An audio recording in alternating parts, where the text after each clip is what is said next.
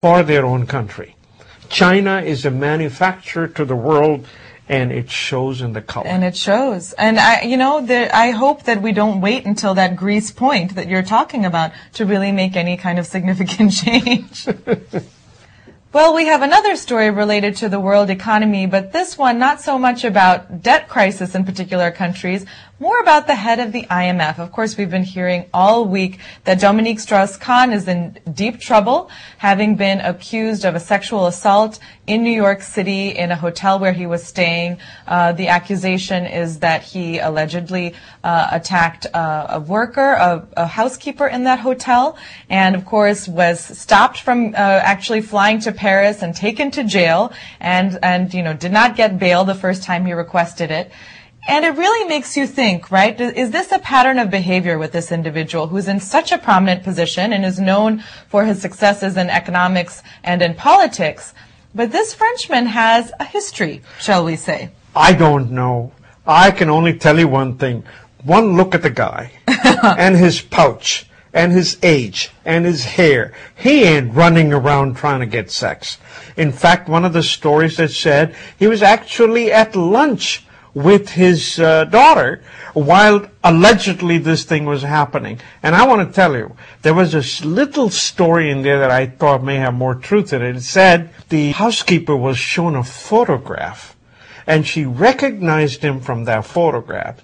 So wait for the story to break that that's not the man that they have arrested. That's my take on it. Well, you know what? I do believe that someone is innocent until they're proven guilty, but I don't think you can look at the man and say, based on his physical appearance, he's capable of sexually assaulting someone or not.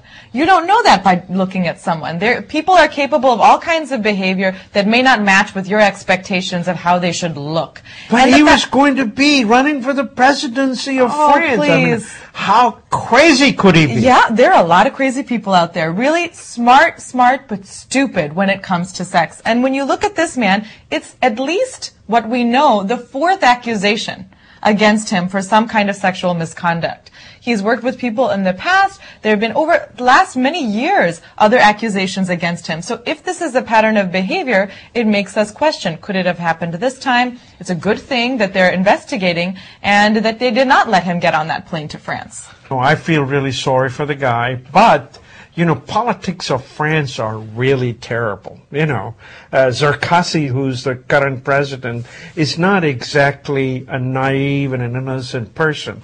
Somebody's saying that this particular candidate for the office of presidency was set up. Oh, wow. I mean, I don't think we know if there's any political motivations behind the accusation and the charges that have been filed against him. I think there's still too many questions in this case. It must be incredibly embarrassing for someone of Mr. Strauss-Kahn's position, particularly having aspirations to become the president of France, to be in this position. But you know what? They need to find out what exactly happened, and if in fact there was some misconduct, he should be punished for that. Well, let's wait for a week or two. This drama will unfold, and let's see who's correct. That's true. We'll see when the truth comes out, right? Well, moving on to a story in business. There's a new book out called Force of Nature, and it's about, of all things, Walmart, the world's largest retailer. Now, this book is written by Edward Humes, and it's the story about how Walmart started adapting green practices. So, environmental movement has grown exponentially over the last several years, and it really wasn't until 2004, not too long ago, that Walmart actually started looking at its own practices and seeing that there was a lot of waste. So if environmentalism and going green is about reducing waste, that, hey, this makes good business sense. Yes. This is not just about hugging trees. This saves money. Right. This saves money if we can eliminate waste. And so that was essentially the motivation for H. Lee Scott Jr., Walmart's chief executive, to actually start looking very carefully at their own practices. There's a fellow by the name of Jib Ellison, a one-time California river rafting guide, who almost single-handedly convinced the company to change its ways. And so they've done a number of different things. They've hired consultants who are eco-friendly to find innovative ways to reduce waste in their company.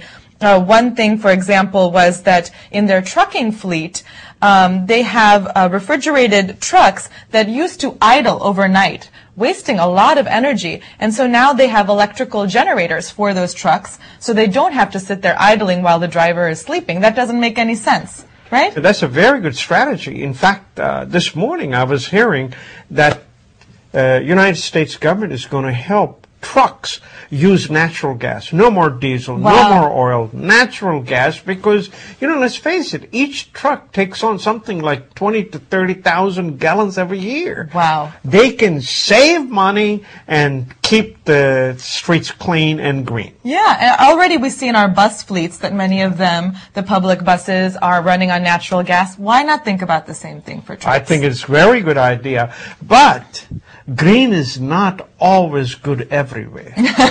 Okay. Folks, you have heard of a country called Greenland? Yes. We get our time from them. At the same time, Greenland is covered with snow. It is an Arctic. And as you understand from all the stories that you've heard, the ice is melting. The Arctic is melting. Well, Greenland feels good about it. They're not worried about the global warming. The global warming is being good to them because now their days are longer. Their warm temperatures are longer. They can actually grow vegetables for the first time. Oh, my goodness. Their tourist season is longer. They're making money. They're happier. They're seeing sun. In fact, Secretary of State Hillary Rodham Clinton went there. They have formed an Arctic Council now. And the Arctic Council, there are 8 or 10 members. Russia is there, United States there, Norway is there, Canada is there. So many countries. Everybody's saying, oh, now that the ice is chipping off, this portion is mine, this mineral is mine. Oh, my goodness. They're all getting into it.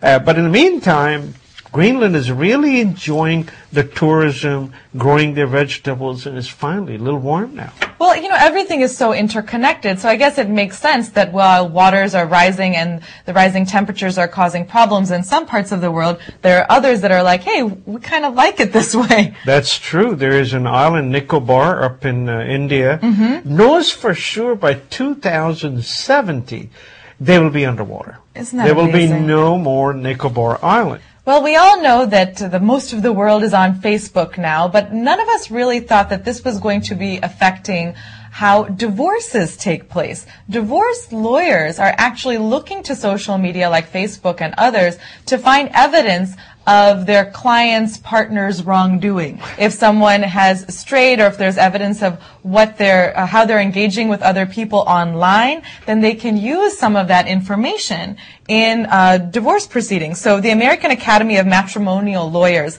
has been looking at this pretty intensively, and they have found that in the previous 5 years, 81% of its 1,600 members had used information plucked from social networks. Okay, 81% of the lawyers who belong to this association were going onto this